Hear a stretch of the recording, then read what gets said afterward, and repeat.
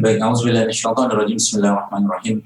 Alhamdulillah, kita terus bersyukur pada Allah Subhanahu wa taala atas begitu besar rahmat, karunia, kasih sayang yang Allah berikan kepada kita semua hari ini, dan semoga kita terus dicatat oleh Allah menjadi hamba-hamba yang bersabar dan bersyukur, karena sungguh pilihan hidup kita hanya dua itu saja, yaitu sabar dan syukur.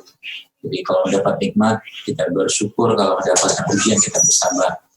Ada seorang mengingatkan Khalifah Al-Mahdi saat itu, waktu masih zaman pemerintahannya saat itu, orang tersebut mengatakan karena waktu itu si Khalifah itu mendapatkan ujian, yaitu anak yang meninggal, kemudian dia menyatakan kalimat-kalimat yang keluhan seperti itu. Lalu dia menyatakan padanya, yaitu wahai amirul mukminin, ya, janganlah engkau sampai mengucapkan kalimat-kalimat yang membuat akhirnya ujianmu ini berubah menjadi petaka. Waliyahzubillah, kita berlindung pada Allah Subhanahu wa taala, khususnya mungkin di era Covid seperti ini yang kita tahu ya, bahwa banyak orang yang kehidupannya mungkin semakin berat ya, kehidupannya mungkin keuangannya apapun bentuknya semakin susah gitu kan. Tapi yakinlah bahwa imannya kita ini tidak sama seperti imannya para nabi, para aulia, para syuhada, yang ujian buat mereka itu jauh lebih besar dari kita, yang itu Nabi SAW sampaikan kepada kita semua. Jadi salah satu sumber motivasi terbesar kita yang Allah atau mungkin Nabi SAW sampaikan kepada kita semua, yaitu berbaik sangka kepada Allah bahwa semua itu pasti ada jalan keluarnya, semua itu pasti ada akhirnya. Dan Islam melalui lisan baginda Nabi SAW memberikan pedoman yang sangat-sangat jelas tentang itu, bagaimana cara kita berkehidupan dan berkeakhiratan, kalau bahasa saya, sehingga Masya Allah tabarakallahnya kita bisa hidup damai, bahagia, sejahtera dengan iman tadi. Dan salawat taslim kita sampaikan kepada manusia yang fisiknya, akhlaknya, nasabnya Allah sempurnakan, itu baginda Nabi alaihi salatu wassalam, yang pastinya kita semakin hari semakin merindu dengan beliau. Kita semakin hari semakin rindu perjumpaan dengan beliau. Dan apalagi kita, kalau dalam hati kita merindu berjumpa dengan Allah, maka Allah pun akan senang atau merindu berjumpa dengan kita. Begitulah yang Allah sampaikan. Bapak Ibu sekalian, teman-teman yang saya hormati, yang saat ini bergabung di majelis ilmu Badan Wakaf Masjid Salman NTB, jazakumullah khair sudah mengundang saya juga, dan saya merasa bahagia bisa berbagi dengan teman-teman semua di sini, yang mudah-mudahan apa yang saya sampaikan ini bisa menjadi manfaat. Baik, jadi kalau kita bicara kesehatan khususnya di tengah pandemi, jadi sebenarnya Islam itu memberikan petunjuk kepada kita semua ya, tentang bagaimana berkehidupan, atau mungkin sebelumnya secara khusus berkesehatan. Ya, karena kata kuncinya Islam itu agama yang sangat-sangat sehat. Ambil satu contoh saja teman-teman sekalian. Di dalam mulut kita ini, mulut saya, mulut Anda, mulut teman-teman semua, itu ada kurang lebih sekitar sebulan mungkin 100 jutaan bakteri di sini, di mulutnya. Nah, bayangkan seandainya kalau umat Islam ya mengikuti kaidah-kaidah di satu hal saja ya, mengikuti kaidah petunjuk sunnah Nabi SAW tentang bagaimana cara membersihkan atau cara menjaga keseimbangan. Karena kata kunci keseimbangan. Jadi kalau kita lihat nanti ya, bahwa ternyata saat ini pun kalau kita lihat, saya membaca beberapa tulisan review, bahkan beberapa penelitian juga, bahwa ternyata orang-orang yang meninggal karena COVID itu ya, sebagian besar itu diteliti, dilihat itu ternyata karena disbiosis atau keseimbangan, atau memang ada faktor penyebab, atau ada memang faktor penyulitnya, salah satunya obesitasnya. Jadi obesitas atau kegemukan pada seseorang ini kan sudah dilarang oleh Nabi. Ya, Nabi membenci kegemukan. Ya, Nabi nggak suka dengan kegemukan. Ya, bahkan di kegemukan itu disejajarkan dengan salah satu hal yang buruk yang lain. Jadi Masya Allah tabarakallahnya itu salah satu saja. Dan kita kembali ke mulut tadi. Bayangkan kalau saat ini umat Islam mengikuti petunjuk baginda Nabi alaihi salatu wassalam ini. Ya, bagaimana 100 juta bakteri tadi bisa terus seimbang dalam mulut kita, bisa terus seimbang dalam keadaan kehidupannya dia, dengan cara kita mengikuti sunnah Nabi. Apa itu sunnahnya? Salah satu sunnah itu adalah bersiwak. Ya, salah satu sunnah itu bersiwak. Teman-teman mungkin pernah membaca hadis atau sabda baginda Nabi SAW yang nanti menjelaskan bahwa kalau tidak memberatkan umatku kata Nabi, maka aku mewajibkan mereka bersiwak setelah berwudu. Ya. Nah kalau kita sholat wajib saja sudah ada 5 wudu kita. Ya. Lalu Nabi menjelaskan lagi, kalau tidak memberatkan umatku untuk kalau tidak memberatkan umatku untuk sholat, untuk memberatkan umatku, maka setiap mau sholat, aku wajibkan mereka untuk bersiwak. Sudah 10 loh. Jadi sudah 10 ini. Jadi tadi wudunya 5, sholatnya udah 5. Ini baru sholat wajib, belum sholat sunnah. Jadi Masya Allah, saya katakan Islam ini agama yang sangat-sangat sehat sebenarnya. Kalau diikuti petunjuk Nabi SAW, yang Nabi sudah jelaskan kepada kita semua dengan sangat detail. Saya mungkin gini, saya nggak tahu ya teman-teman di sini kan berbagai latar belakang. Ya. Kalau saya mungkin saya kan latar belakang saya dokter ya. Jadi kalau mungkin saya katakan selama katakanlah sekian tahun belajar kedokteran, saya tidak melihat sosok paripurna. Saya tidak mendapatkan sosok paripurna dari tokoh-tokoh yang digaung-gaungkan Barat itu, ya, yang digaung-gaungkan Barat itu yang menjadi katakanlah role model kesehatannya, nggak ada. Tapi kalau kita contoh Nabi, jelas ada role modelnya. Nabi sangat sehat. Ubannya aja kita lihat yang waktu beliau meninggal itu, beberapa riwayat menyebutkan uban Nabi waktu meninggal baginda SAW itu ada cuma 3 atau 11 gitu kan. Ini kan uban ini kan tanda oksidasi. Uban tanda oksidasi gitu kan. Ini baru masuk kuliah 1 semester sudah ubanan. Baru katakanlah SMA sudah ubanan. Ya ubanannya karena apa? Karena terlalu banyaknya beban di badannya, Bapak-Ibu sekalian. Jadi terlalu banyaknya beban di tubuhnya itu sehingga muncul masalah di situ. Nah, jadi kata kuncinya keseimbangan, dan keseimbangan itu ada pada semua titik di badan kita sebenarnya. Allah sampaikan dalam Al-Quran, "Was-samaa'a rafa'aha wa wada'al mizan alla tatghaw fil mizan." Dan kami ciptakan keseimbangan kata Allah, ya. Dan jangan kau rusak keseimbangan itu. Tubuh kita tuh seimbang, ya. Ada bakteri positif, ada bakteri negatif, ya.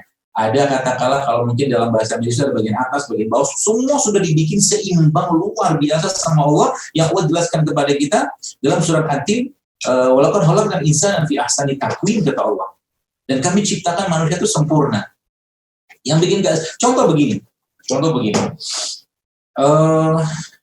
Wahai kaum wanita, mungkin wahai para akhwat, kalau seandainya, jadi maaf, yang namanya keputihan di wanita ya, itu tuh dia nggak boleh berwarna, nggak boleh warnanya itu ya bening putih seperti biasa gitu kan, kemudian nggak boleh berbau, ya, tidak boleh berbau. Tapi kalau dia sudah mengalami perubahan kayak begitu, maka itu sudah gerbang terjadinya bahkan kanker gitu kan. Kok bisa kayak begitu? Saya bukan meliti, saya mencoba menelaah kenapa muncul masalah di perempuan yang masalah. Dan salah satu indikatornya nih perempuan laki-laki nanti. Jadi salah satu indikatornya, bagusnya indikator sehatnya umat itu adalah banyaknya wanita atau anak-anak perempuan yang sekarang yang menstruasinya sudah di bawah masa rata-rata menstruasi. Dulu ya, kalau kita lihat menstruasi itu ya rata-rata SMP kelas 1, 2 lah gitu kan, atau kelas 3, paling lama. Sekarang itu karena sebagian ada banyak sudah kelas 3, 4, SD sudah menstruasi. Ini kan nggak sehat sebenarnya. Gitu, nggak seimbang badannya. Terus bicara tentang misalkan nih saya cerita, kita bicara keseimbangan, nanti bagaimana cara menyeimbang kita akan bahas ya. Jadi kemudian perempuan ya sekarang ada yang hobinya, bukan hobi sih, sukanya kalau melahirkan itu sukanya lebih memilih melahirkan itu dengan cara dioperasi atau disesar. Bapak Ibu tahu ya, gini saya kasih tahu. Jadi ternyata risetnya menunjukkan bahwa kekebalan imunitas berupa bakteri yang melekat pada tubuh bayi saat dia dioperasi dengan sesar dikeluarkan dan saat dia dikeluarkan melalui persalinan normal itu beda. Ternyata di saluran reproduksi ibunya itu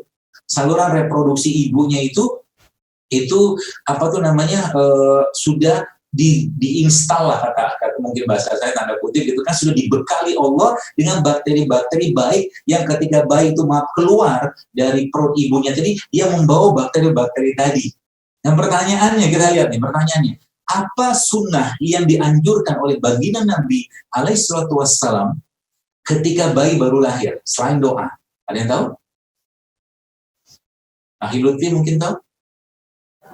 Kalau setelah saya juga dikasih nama yang baik mas, sudah setelah itu ya di sapi itu setelah itu enggak ya? Di kurma dilumatkan. Halo, kayaknya ke mute ya Ustaz.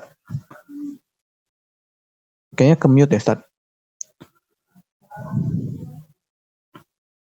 Bentar, suaranya ke mute Ustaz.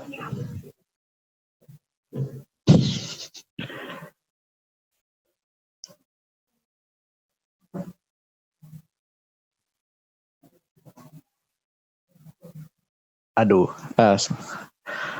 oke Bapak dan Ibu maaf sebentar ya, sebentar ada gangguan teknis.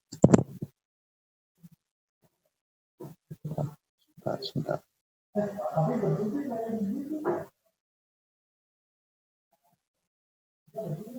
Ya, coba lagi Ustaz. Sorry, tadi ke disconnect. Sebentar. Oke. Ya udah, bismillah.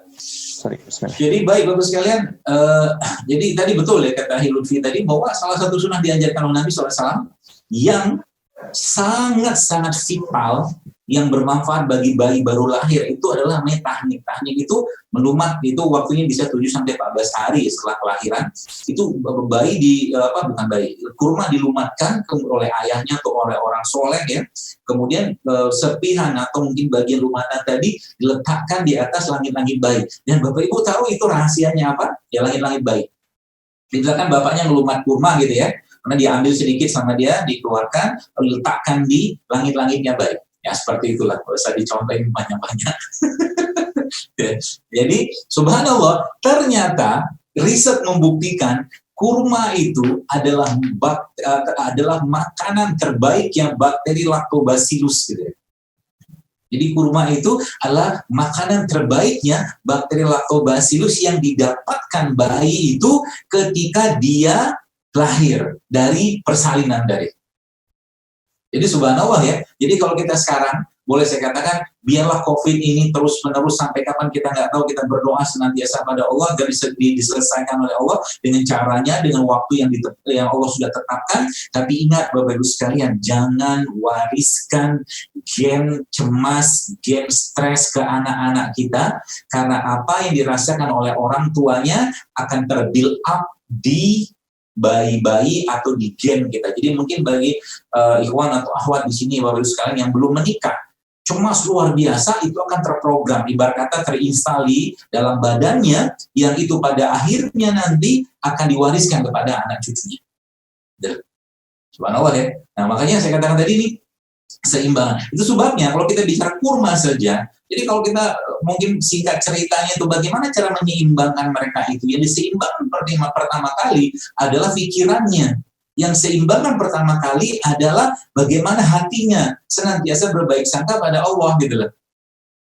Jadi kalau ini nggak diseimbangkan Bapak sekalian, maka akan banyak sekali masalah muncul. Bahkan gen seseorang itu, ya kalau kita bicara gen lah, kalau teman-teman mau baca ada satu buku judulnya Switch, karangan Kazuo Murakami. Buku itu ujung-ujungnya, dalam buku itu dia menceritakan si Kazuo itu, ya, peneliti di Jepang itu dia katakan, ini semua nggak mungkin bikinan manusia, dia bilang. Ini ada kekuatan yang agung yang mengatur, mengurus ini semua.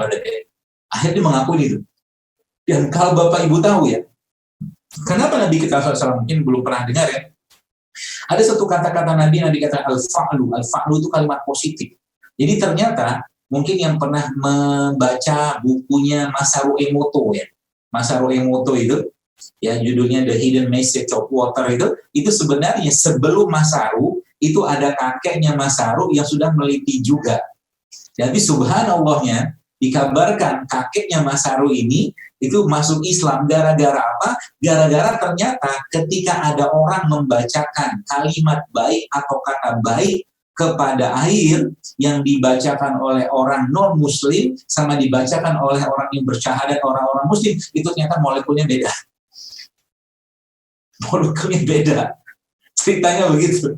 Jadi maka ini kenapa saya mempertanyakan, karena ada teman saya telah meliti tentang itu, subhanallah. Saya katakan, kalau seandainya ya, kalimat kasih sayang, cinta, rindu, apa segala macam yang diucapkan atau mungkin dikatakan oleh seseorang tadi kepada air tadi, maka saya katakan tidak mungkin bisa kayak begitu, karena agama inna dina indallahil Islam, kata Allah. Sesungguhnya agama di sisi Allah itu hanyalah Islam. Harusnya ketika mengatakan itu adalah orang beriman, maka molekulnya akan berbeda. Dan itulah juga yang membuat struktur molekul pada air Zam-Zam itu berubah luar biasa. Gitu.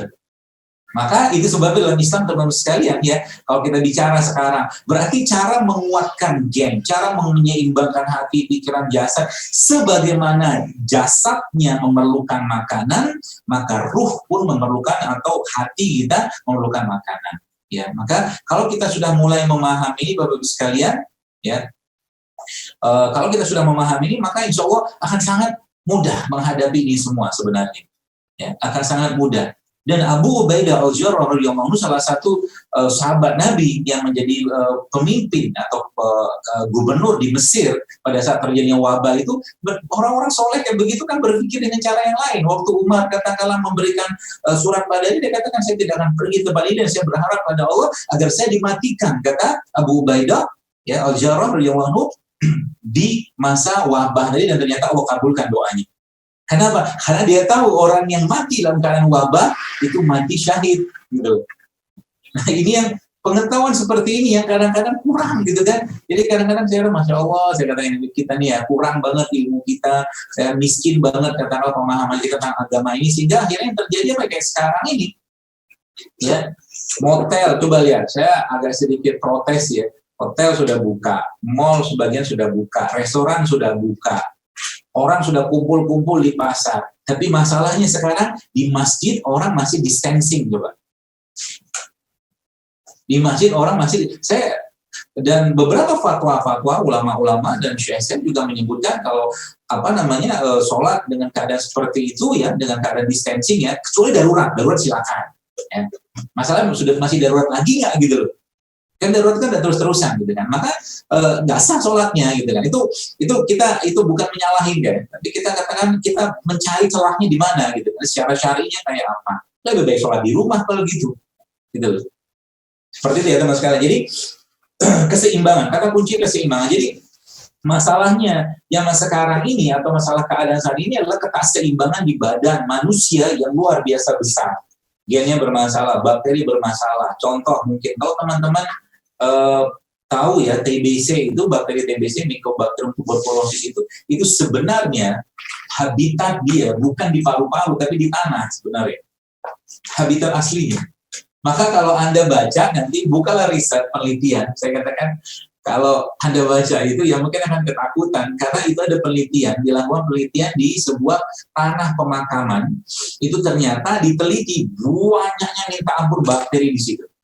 Jadi ada satu teman saya, dia peneliti juga, katakan kalau orang umat Islam tahu tentang data ini, mungkin nggak berani datang ke kuburan. Begitu berlimpahnya bakteri di kuburan. Tapi kan maha besarnya Allah, maha murahnya Allah, maha kasihnya Allah, maha menjaganya Allah gitu kan.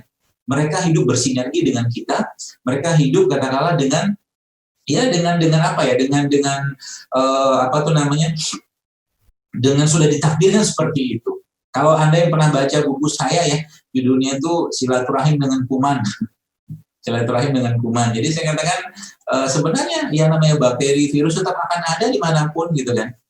Tapi ya kita bersahabat saja dengan mereka, dengan batas-batas atau dengan ikhtiar-ikhtiar yang kita bisa lakukan. Ya contoh mungkin ada bahasa saya bahwa semua syariat dalam Islam itu menyehatkan, tapi kita tidak melakukan untuk sehat. Kita melakukannya karena ketaatan. Ya kita melakukannya karena ketaatan. Maka salah satu syariat tersebut misalkan adalah puasa. Orang yang berpuasa imunitasnya pasti meningkat. Gitu. Orang yang berpuasa. Jadi berkata mah kalau mau diteliti silakan, yang sekarang Barat pun sekarang meneliti tentang itu. Jadi keseimbangan itu keseimbangan ya dalam tubuh kita, pikiran kita, jasad kita segala macam didapatkan dari apa? Dari mengembalikan itu kepada syariat Islam. Itu aja sebenarnya. sholat yang benar, wudhu yang benar. Ya pernah beberapa kali kita lihat juga kan, bahwa ternyata ya masya Allah tuh ternyata ketika orang berwudhu itu efek kebadannya luar biasa. Di Iskandaria, Mesir, melakukan penelitian bahwa ternyata ketika seseorang tuh istinshaq yang menghirup air dalam hidung itu efeknya luar biasa, membuang kuman-kuman atau bakteri-bakteri yang hidup di dalam hidungnya, yang bakteri tadi siklusnya selama sekitar 5 jaman. Jadi makanya ada 5 waktu sholat. Masya Allah ya. Bakteri itu siklusnya 5 jam. Jadi 5/5 jamnya kurang lebih kan kita 24-25 jam lah. Satu hari. Subhanallah kan. Sudah di-setting Allah kayak begitu gitu. Jadi syariat itu menyehatkan semua. Ya, nah maka teman-teman sekarang kita ikutin saja ya. Bagaimana Nabi memberi petunjuk kepada kita tentang itu. Jadi pertanyaannya, bagaimana cara terus-menerus menjaga keseimbangan badan kita tadi? Pertama, kembalikan pada Islam. Jadi Al-Quran sudah jelas-jelas ya, itu memberikan efek yang luar biasa ke badan kita. Bahkan kita bisa mendapatkan manfaat yang lebih dari Al-Quran dengan cara apa? Ya, Anda bisa meruqyah air dengan Al-Quran, ya, air zam-zam 1 gelas segala macam. Jadi air zam-zam aja contoh gini. Teman-teman pernah kepikiran kan, misalkan gitu ya, kepikiran seperti halnya Imam Ahmad, seingat saya, yang ketika dia minum zam-zam, beliau ya rahimahullah mengatakan, ya Allah, hilangkan dahagaku saat di padang mahsyar nanti dengan keberkahan air zam-zam yang ku minum ini. Niatnya begitu coba. Kan jauh banget ya.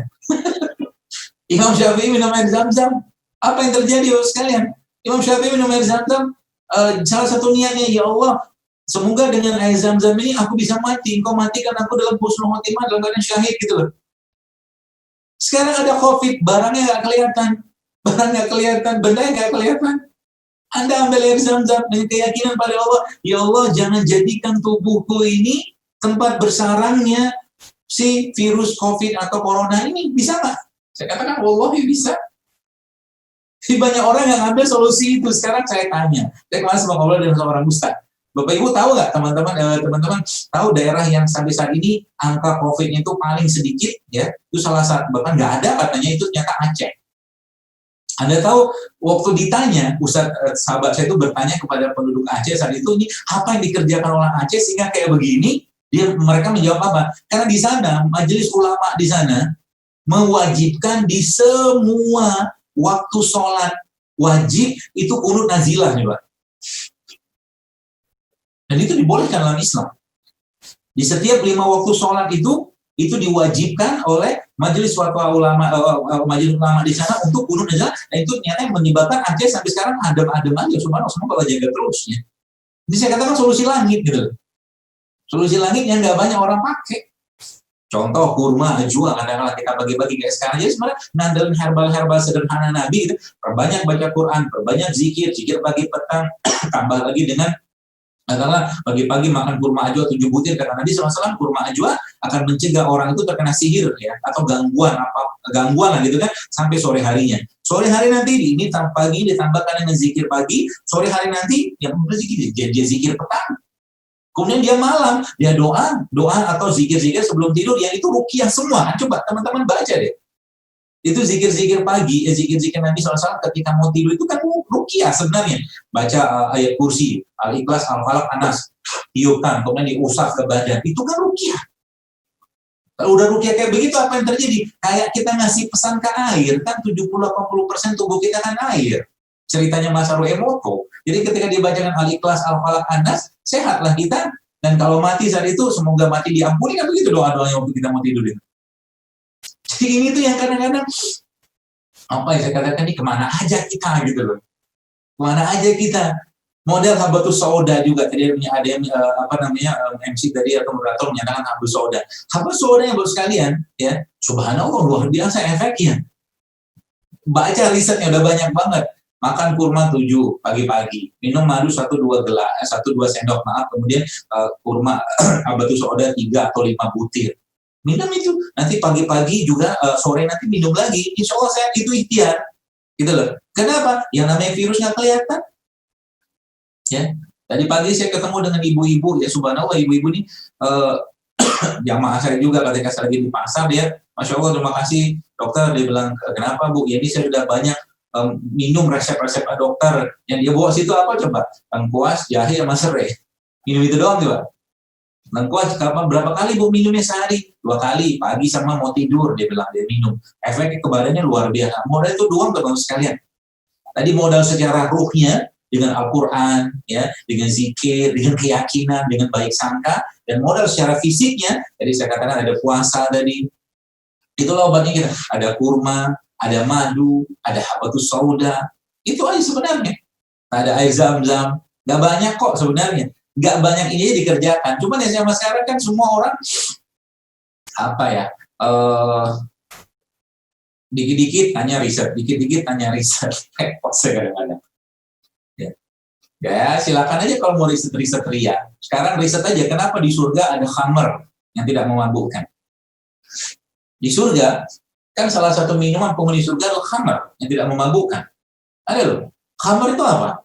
Kalau zaman dulu orang-orang Arab membuat khamr atau sebelah mungkin bahasa kita arak gitu kan, tuak lah mungkin atau mungkin ya minuman alkohol gitu kan, dia buka pohon kurma, dikerok tengahnya, dimasukkan air, ya lalu dimasukkan kurma di situ, dipendap sekian lama, nanti akan jadi khamr, tapi ada alkoholnya. Itu kan produk fermentasi. Berarti di surga itu ada produk fermentasi. Ya fermentasi itu apa? Isinya bakteri juga kan bakteri. Jadi ketika kurma ketemu air dibikin kayak begitu, maka fermentasi lah. Maka sebenarnya kalau boleh saya katakan sekarang Indonesia ini, orang Indonesia kena era COVID kayak begini. Pertama, kasih makan bakteri dalam tubuhnya sudah Allah bekali tuh. Makanan mereka apa? Namanya prebiotik. Prebiotik itu dari apa? Sayuran, buah-buahan, rempah-rempah, limpah-limpah itu prebiotik. Kasih makan dia. Yang kedua, kasih makan dia dengan perkuat lagi sistem imunnya dengan kasih dia makanannya dia ketika di surga dulu itu khamr. Maksudnya gimana? Kita butuh berarti bantuan bakteri-bakteri lagi berupa makanan-makanan atau produk-produk fermented atau produk yang mengandung bakteri yang kita kenal sebagai probiotik. Jawabannya probiotik sebenarnya. Probiotik dari mana? Kayak gampang lah, cabai, tempe itu kan probiotik. Apa susahnya? Cuma masalahnya sekarang orang makan untuk memenuhi keinginan lidah dan perasaannya dia. Makan tempe itu paling bagus dimakan apa? Ya tempe yang jangan digoreng sebenarnya sudah saya jelaskan. Jadi kalau teman-teman ngerti ilmunya sebenarnya tempe sama kurma kan tempe itu kan produk probiotik, produk fermentasi. Dan ketika digoreng ketemu dengan minyak kelapa sawit, minyak goreng kayak begitu teroksidasi dia, udah hilang sebagian besar nutrisinya. Maka kalau makan tempe, ya makannya tempe kayak begitu, kasih madu atau mungkin kasih kasih kurma, karena kurma tadi kan makanan bakterinya. Isi tempe apa kan produk produk fermentasi, produk probiotik gitu kan. Isinya kan ada bakteri juga sebenarnya pembuatannya. Gitu kan. Dan mungkin tidak kebetulan juga dari beberapa kajian saya itu kan berapa kali saya ngomong tentang tempe kurma. Tiba-tiba sekarang ada COVID gitu kan. Padahal itu solusinya sebenarnya. Ya kan, nggak kebetulan ya. Probiotik ketemu prebiotik, jadilah simbiotik namanya. Pro ketemu pre. Pro itu produk fermentasi, mungkin ada yang di sini lebih ahli, mungkin coba teliti dan banyak itu ternyata produk-produk itu ada miso, di Jepang itu ada namanya natto gitu dari kacang kedelai difermentasi. Ada juga, ada kimchi kalau di Korea, kalau di Indonesia kita ada tempe, ada tape, jadi tahu nggak termasuk ya, karena tahu kan nggak fermentasi. Simbiotik dia. Jadi pro ketemu pre, cocok dah udah. Jadi sebenarnya ketika kita makan itu teman sekalian, ketika kita makan buah atau sayuran tersebut, itu sebenarnya yang terjadi apa? Kita sedang memberi makan mereka, makhluk-makhluk yang Allah jelaskan dalam surat Al-An'am ayat 38, umat-umat dan binatang melata kata Allah. Makanya tidak heran Bapak sekalian ya, di mana di dunia di dunia naturopati lah atau mungkin pengobatan natural atau Islam kayak begini ada salah satu cara untuk mengembalikan lagi keseimbangan dalam tubuh kita itu dengan cara apa? Berinteraksi dengan alam, bermain dengan tanah, bermain dengan rumput. Dan itu ternyata di Harvard ada studinya bahwa ternyata anak-anak yang lebih dekat dengan alam itu ternyata mempunyai imunitas yang jauh lebih baik daripada anak-anak yang over hygiene. Subhanallah. Itu saya bilang tadi kan, jangan terlalu takut gitu kan. Ini di tempat saya ini ada kuman nggak? Ada bakteri nggak? Ada. Kalau kita bicara tentang bakteri kuman segala macam, yang harusnya paling banyak kena penyakit itu dokter sama perawat. Tiap hari ketemu mereka kok. Tapi mereka datang untuk menolong orang, membantu orang segala macam. Jadi kayak zaman sekarang ikhtiar tetap perlu, kita tetap waspada, ya. Tapi jangan juga parno-parno luar biasa, dan kembalikan semua kepada Islam. Ambil air putih, bacain air putih dengan kalimat-kalimat ruqyah air tadi, minta kepada Allah, bisa. Mau pakai air zam-zam boleh, pakai air zam-zam juga boleh. Rutinkan wudhu, rutinkan sholat, karena Nabi juga kalau ada masalah yang beliau kerjakan memperbanyak sholat. Jadi zaman sekarang ini sebenarnya, kalau boleh saya katakan, mari kita mulai dari kita sendiri saja. Ya, mari kita mulai dari diri kita sendiri dulu sekalian. Bagaimana caranya? Ya salah satu yang dianjurkan ketika mulai terjadi wabah atau hal-hal kesulitan atau ujian atau musibah atau bara kayak begini, kembalikan bagaimana Al-Quran memberikan pelajaran kepada kita semua. Yaitu apa? Ista'inu bisabri wassalat. Mintalah pertolongan kepada Allah dengan sabar dan sholat. Berarti kata kuncinya apa? Banyakin sholat zaman sekarang. Ini sholat sunnah ya, maksudnya ya.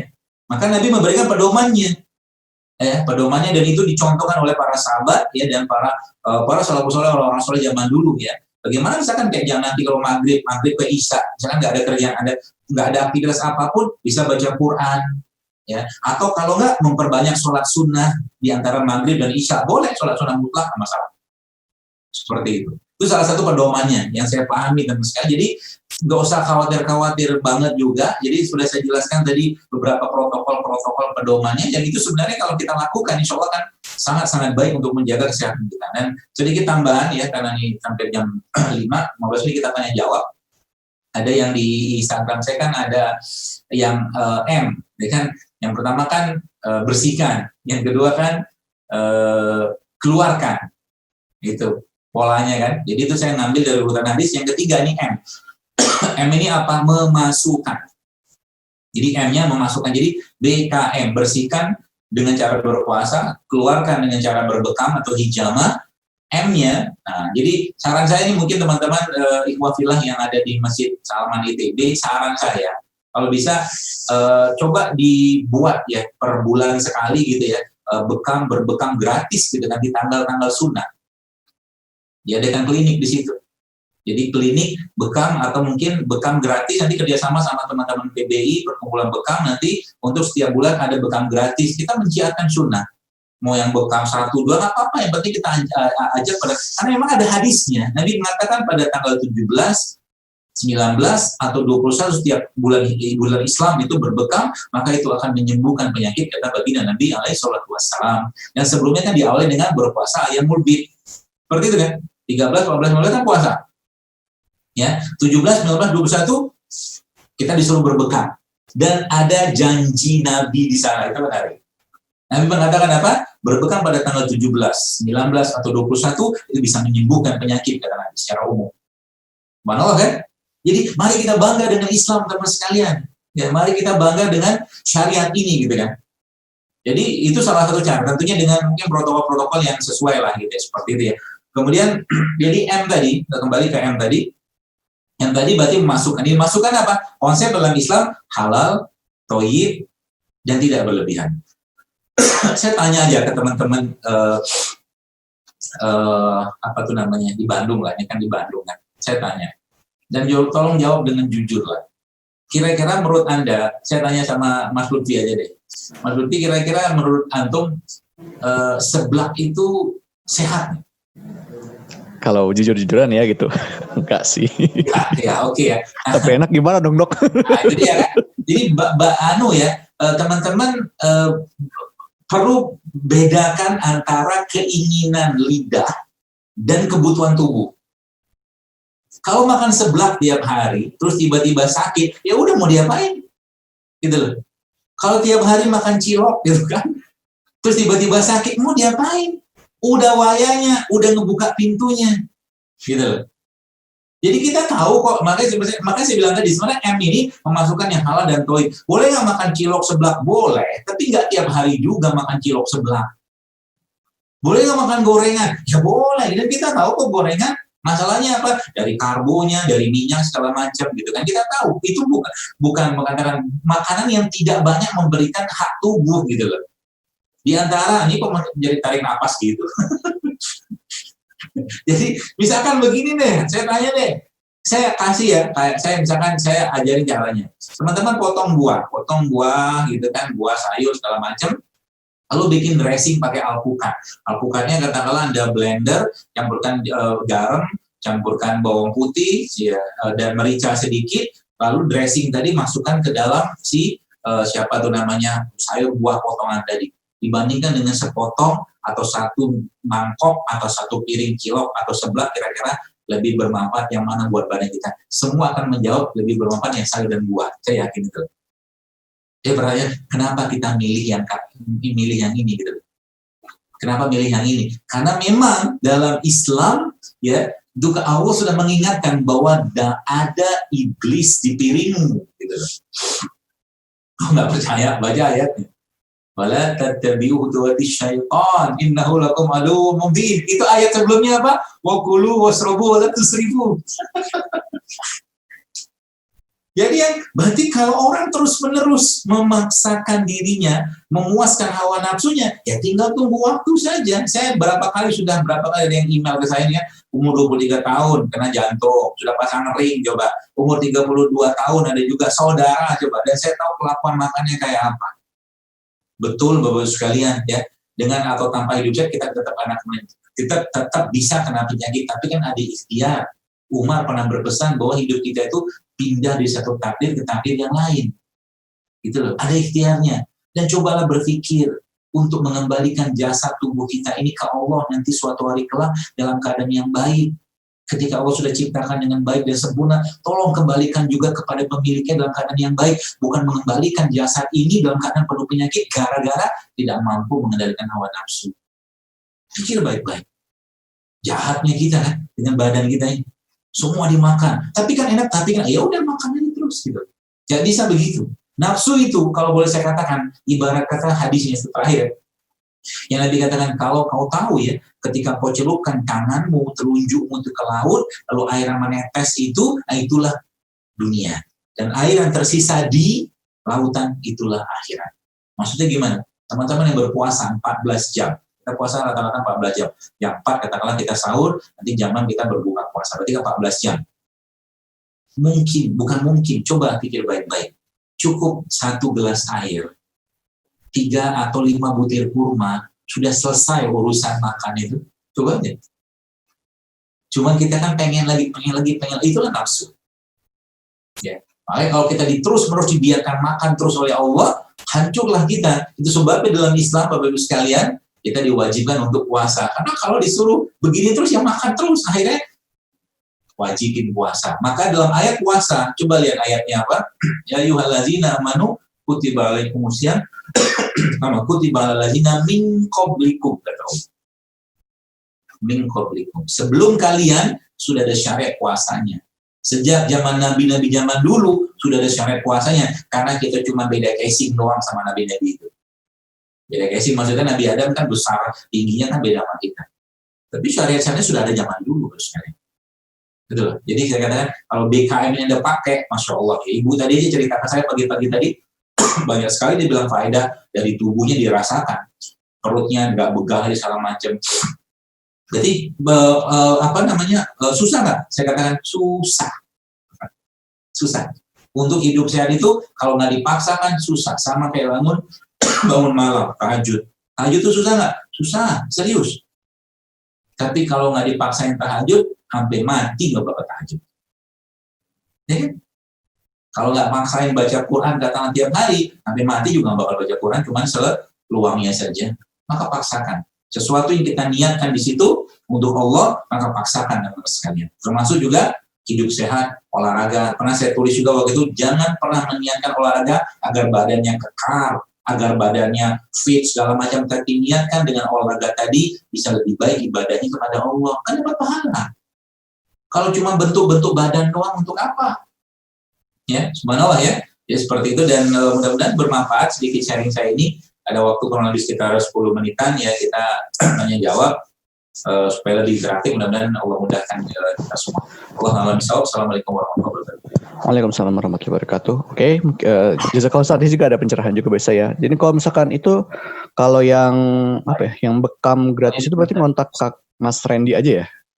Gimana? Oh enggak, nanti mungkin saya arahkan ke pengurus daerah Bekam di Bandung ya.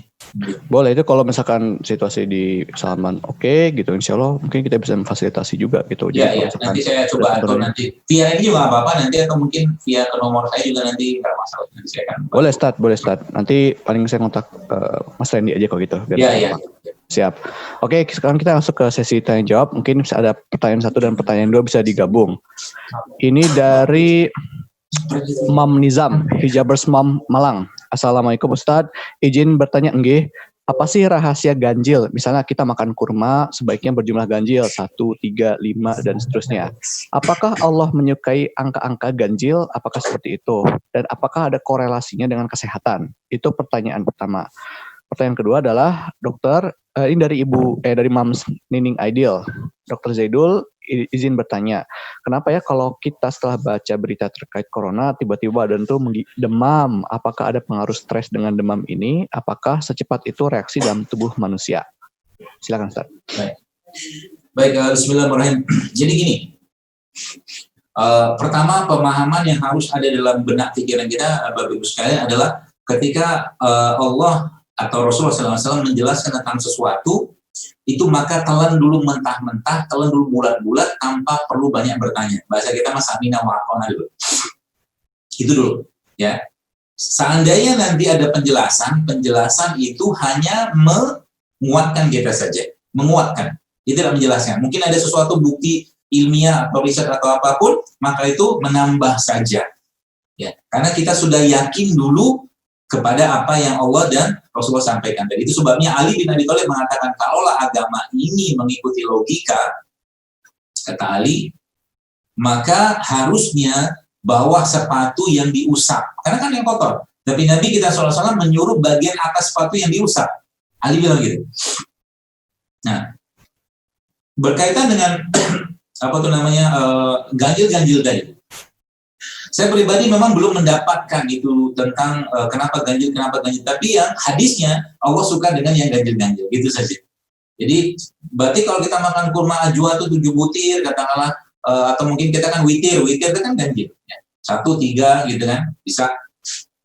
Itu ganjil juga. Memang perintahnya begitu. Apakah ada secara kesehatan manfaatnya? Allah Ta'ala alam, saya belum mendapatkan informasinya dan belum ada penelitiannya juga. Tapi yang jelas kurma ajwa itu pernah saya tulis juga waktu itu di feed saya di Instagram, itu ternyata memiliki spektrum warna yang berbeda dengan kurma yang lain, yang memang spektrum warna ini mencegah orang dari terkena pengaruh-pengaruh buruk dari luar. Gitu. Itu kurma ajwa kalau 7. Ya subhanallah ya. Jadi kalau bicara kenapa ganjil saya belum dapatkan. Ya. Dan memang hal seperti ini di dunia kesehatan juga tidak terlalu dibahas ya, dunia kesehatan konvensional ya, karena kan semua berkaitan dengan barat. Nah yang kedua apa tadi? Yang kedua itu kenapa ya kalau misalkan setelah baca berita tentang corona, tiba-tiba demam kayak gitu? Ya udah kalau udah tahu begitu jangan baca. Emang iya. Simpel ya. Saya ngomong gini deh, ini saya ini misalkan iseng-iseng saja ya, saya ini berkata trial aja. Saya ngomong sama Mas Lutfi nih, Kang Lutfi nih, saya bilang, Kang Lutfi kalau saya lihat dari wajahnya nih, aduh potensi penyakitnya besar sekali nih. Misalkan saya ngomong gitu, terus saya ngomong terus, lama-lama takut juga dia. Saya izin live group kok gitu Mas. Makanya saya pribadi Bapak sekalian jarang nonton berita-berita tentang itu. Kenapa? Ya bukan nggak mau tahu ya, tapi kita tetap mendoakan. Tapi kalau nonton bikin cemas, mendingan gak usah nonton. Gitu loh. Dan ada memang tubuh kita tuh kayak begitu. Ya, ada orang yang ketika datang ke rumah sakit ketemu dokter tensinya naik, pulang ke rumah tensi turun. Ada kayak begitu. Karena tubuh kita tuh sangat merespon dengan apa yang dilihat, didengar dan dirasakan. Ya, subhanallah ya. Jadi tubuh kita tuh sangat sangat erat ya dengan apa yang dilihat, dengar, rasakan. Makanya yang dilihat, dengar, rasakan tuh kaitkan semua kepada iman, kepada Islam ya, supaya menguatkan iman kita. Jangan justru malah melemahkan. Kalau melemahkan, segera bertawus ya, minta perlindungan pada Allah dan dosa rontoh. Kayak sekarang kan Jabar nih, saya dapat kabar kan lagi ada Apa tuh Dia naik OTG lagi. ya masalahnya. OTG. Cukup banyak gitu kan. Jadi pahamilah baik-baik bahwa virus-virus itu kalaulah mengenai seseorang, dia sudah dikehendaki Allah untuk kena orang tadi. Ini akidah. Ya, jadi kalau usah cemas juga, tapi ikhtiar, waspada tetap perlu. Ya, waspadanya juga jangan parno banget. Ya, tetap waspada. Apalagi saya katakan, kuatkan saja imunitas kita, insya Allah.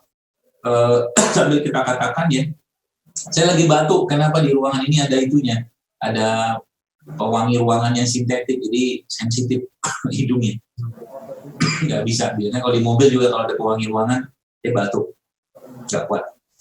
Jadi gitu ya, Ibu, yang mungkin saran saya jangan lihat, banyak-banyak zikir, banyak-banyak baca Quran, banyak-banyak dengar kajian aja zaman sekarang, nggak usah dengar COVID-nya. COVID kita minta pertolongan pada Allah agar Allah mudahkan negeri ini untuk diselesaikan COVID, insya Allah. Amin. Simpel ya, Dok. Oke dok, pertanyaan selanjutnya. Pertanyaan ketiga dari Rizky Utami. Assalamualaikum Ustadz. Izin bertanya, apakah ada tips dalam menjaga pola makan yang baik selama pandemi ini? Ya tadi saya udah deh. Ada.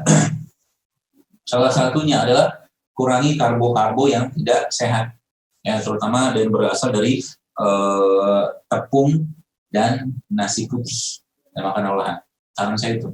Kenapa? Karena dua makanan atau karbo itu dia akan mengurangi atau menguras banyak siklus Krebs di badan. Kalau misalnya siklus Krebs kan dia memakan oksigen. Oke. Jadi itu berarti intinya apa? Ya intinya sayuran dan buah menjadi porsi utama Anda. Sekarang yang pertama itu, yang kedua lah, dua poin pentingnya, sayur dan buah menjadi porsi utama. Jadi kayak Anda makan karedok tuh, kan Bandung banyak tuh karedok. Yeah. Jangan lupa karedoknya tambahkan dengan tempe yang tidak digoreng. Kan probiotik. Oke. Nah gitu. Minum ya rempah-rimpang, ya wedang uwuh, jahe, kunyit atau segala macam itu juga bisa. Karedok. Atau makan gado-gado sama juga, gado-gadonya tempenya kan udah enak tuh ditambah dengan itu, tambah dengan kuahnya itu kan.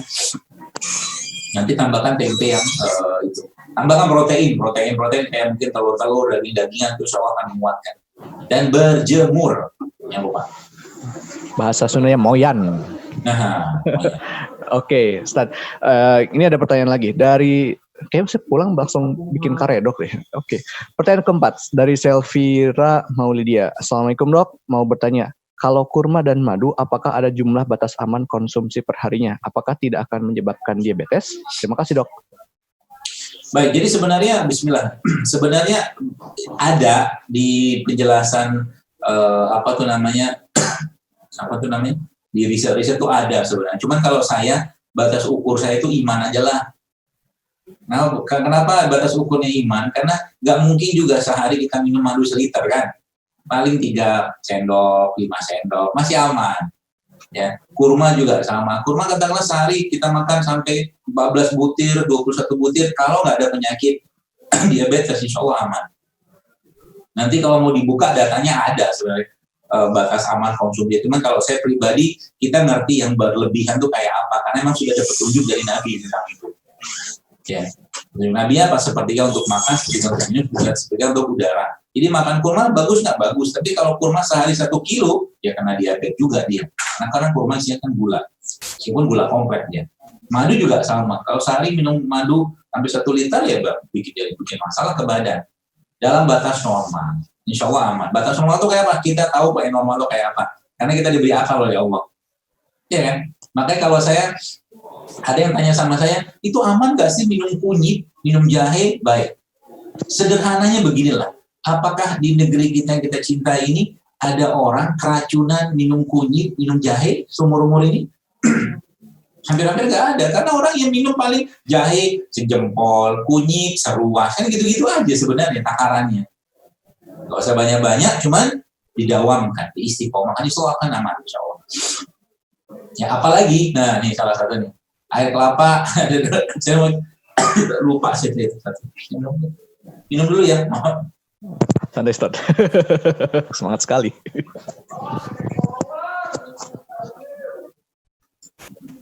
Minum gini aja, kalau mau dapat pahala lebih ada caranya loh. Tahu cara gimana? Para sahabat itu tidak pernah melewatkan untuk minum dengan mendapatkan pahala. Jadi ketika dia sudah selesai minum, dia baca alhamdulillah, dia baca bismillah lagi. Alhamdulillah, baca bismillah lagi. Alhamdulillah. Jadi satu gelas ini sudah banyak pahala. Oh, gitu ya caranya. Ya kan? Bismillah, alhamdulillah, bismillah, alhamdulillah, sampai selesai habis airnya. Baik. Jadi ada satu yang teman-teman perlu mungkin minum juga, itu dirutinkan juga, dan itu adalah cairan isotonik yang paling baik, yaitu air kelapa, baik muda ataupun air kelapa tua. Jadi air kelapa tua itu jangan dibuang. Air kelapa tua yang buat santan itu jangan dibuang airnya. Itu manfaatnya luar biasa itu, ya. Jadi nanti kalau abang-abang yang giling-giling kelapa atau paru-paru kelapa itu, air kelapanya sebenarnya kalau kita minum saja itu mineralnya, nanti lihat aja di browsing aja itu, kandungan mineral tingginya luar biasa itu. Ya, saya tadi pagi sempat lagi ada resep baru saya mau share nanti, tapi mungkin di feed nanti. Tapi tadi pagi saya sempat minum air kelapa tua, saya campurkan dengan madu, masya Allah enaknya luar biasa. Kalau air kelapa tua itu dia gasnya sudah nggak seperti gas air kelapa muda, lebih soft dia. Gitu. Jadi air kelapa tua sama muda, nah coba selang-seling minum tiap hari selama COVID ini. Selain tambahan yang tadi saya sampaikan itu. Itu mungkin ya yang bertanya tadi, jadi sayur, buah, probiotik, air kelapa, ya madu, habatus soda, kurma, itu yang jadi lebih utama kita makan, dan kurangi karbo-karbo yang simplek atau karbo-karbo yang tidak biasa. Contohnya tadi ya cireng, cilok, seblak. Waduh, itu berat sekali, Ustaz, bagi saya di Bandung itu. Itu mudah sekali. Gak apa-apa, makan itu, tapi ingat porsi yang sehatnya lebih banyak. Ya, oke. Soalnya saya juga sebab sering-sering sama saum Senin Kamis lah, insya Allah. Oke, Ustaz, ini ada satu pertanyaan terakhir, sama ada yang minta didoakan. Kalau pertanyaannya dari Ibu Titin Mulyani, Assalamualaikum, izin bertanya, treatment untuk azoospermia dan apa penyebabnya menurut Dr. Zaidul Akbar. Dan ini ada request doa dari Ibu Yuni. Assalamualaikum dok, minggu lalu saya tes swab dan hasilnya positif COVID dan termasuk yang OTG. Selama ini saya isolasi mandiri, minum rimpang, jahe, kunyit, temulawak, madu, probiotik, perbanyak ibadah dan doa, dan lain-lain. Minggu depan saya mau tes swab lagi, mohon doa dari dokter Zaidul dan teman-teman sekalian, semoga Allah memberikan kesembuhan, amin, dan semoga kita semua dilindungi oleh Allah Subhanahu wa taala, amin. Itu ada request yang minta doa gitu. Oke, mungkin itu ya. Bismillah. Jadi kepada Ibu Yuni ya, yang Masya Allah, takdir Allah, beliau terkena COVID ini, semoga Allah sembuhkan, semoga Allah sehatkan tanpa memberikan bekas apapun ke badannya. Nanti mungkin Kang Lutfi nanti bisa hubungi Randy, nanti saya mau kirim probiotik nanti atau produk herbal buat beliau nanti kepada Bu Yuni nanti. Jadi Kang Lutfi nanti tolong hubungi Randy untuk nanti dapat nomor saya aja deh, nanti biar saya bantu untuk probiotik kepada Bu Yuni tadi, insya Allah. Siap. Nanti saya juga cari dari database wakaf juga biar nanti bisa kita kirim aja. Ya baik, nanti Bu Yuni tadi. Siapa kilah Bu ya, insya Allah bahasa pohon insya Allah. Kemudian tadi yang pertama tadi berkaitan dengan treatment untuk azoospermia dan azoospermia. Ya, azoospermia itu kan nggak ada sperma sih ya. Banyak penyebabnya sih ya. Yang jelas ada penyakit atau dosa juga bisa. Dosa juga bisa. Dilakukan oleh seseorang itu menyebabkan Allah kasih penyakit seperti itu. Itu memang bukan penyakit, tapi spermanya nggak ada sehingga nggak bisa membuahi. Jadi saran saya yang pertama kali mungkin kepada yang bertanya ini ya, baik pada pasangan suami atau istrinya, bertaubatlah ya, minta ampun kepada Allah, minta maaf kepada Allah, itu dulu. Jadi kalau bahasa itu bertaubat sebelum berobat. Bertaubat sebelum berobat. Karena segala yang kita dapatkan ini bisa jadi karena kejahilan kita, kezoliman kita, dosa yang kita kerjakan. Maka kita bertaubat kepada Allah ya, agar Allah mengembalikan lagi, dan kalau memang Allah kasih, Allah akan kasih. Nah, caranya gimana? Ada postingan saya beberapa waktu belakangan, ada sekitar 2-3 bulan yang lalu kalau nggak salah, itu bisa dibaca di feed saya tentang orang-orang menerapkan tentang masalah reproduksi ini. Mungkin itu ada 5.000-an komen, itu ilmu semua ya. Ada azoospermia, ada oligospermia, macam-macam. Ya, spermanya dikit, spermanya itu mungkin bisa dibaca, itu ada keterangan di situ semua. Dan ingatlah, bagi Allah itu mudah semua, teman-teman sekalian. Jadi kalau Allah berkehendak, dapat aja. Tapi tadi saya katakan, ikhlaskan diri kita, minta ampun, bertaubat pada Allah, maka Allah akan buka jalan-jalan itu. Saran saya sih baca aja postingan itu ya, karena itu banyak sekali keterangan-keterangan yang bisa didapatkan, yang bisa mungkin Bapak yang bertanya tadi itu mendapatkan manfaat dari situ. Saya kira mungkin cukup ya, mudah-mudahan bermanfaat dan semoga Allah jaga, lindungi kita dan keluarga dari segala macam bala, wabah dan penyakit, dan semoga Allah jauhkan negeri ini dari wabah COVID ini dan dijauhkan dari wabah-wabah yang lain, dan semoga Allah berikan hidayah kepada penduduk negeri untuk lebih banyak yang bertobat, minta ampun kepada Allah, dan dijauhkan dari segala macam hal-hal yang menyulitkan kita semua. Dan mudah-mudahan yang sakit Allah sembuhkan dari penyakitnya, yang sehat Allah jadikan semakin sehat dan semakin taat pada Allah, yang mungkin ada masalah keuangan, keluarga atau apapun, Allah mudahkan segalanya sehingga dia bisa kembali normal kembali kehidupannya. Dan masalah keuangan juga semoga Allah mudahkan rezekinya. Dan apapun bentuk masalahnya, semoga kita doakan bersama, semoga Allah mudahkan itu dan Allah kuatkan, tambahkan lagi keimanannya, sehingga dengan adanya wabah ini ataupun dengan tidak ada wabahnya ini, wabah pandemi seperti ini, kita semakin dekat pada Allah dan semakin dekat kepada sunnah-sunnah Nabi SAW. Dan yang paling utama, semoga Allah wafatkan kita dalam husnul khotimah, dan semoga Allah pertemuan kita kembali nanti bersama keluarga kita, orang-orang kita cintai, dan bersama Nabi SAW dan orang-orang yang mulia di Telaga Al-Kautsar dan surga Firdaus tanpa hisab dan tanpa azab. Assalamualaikum warahmatullahi wabarakatuh.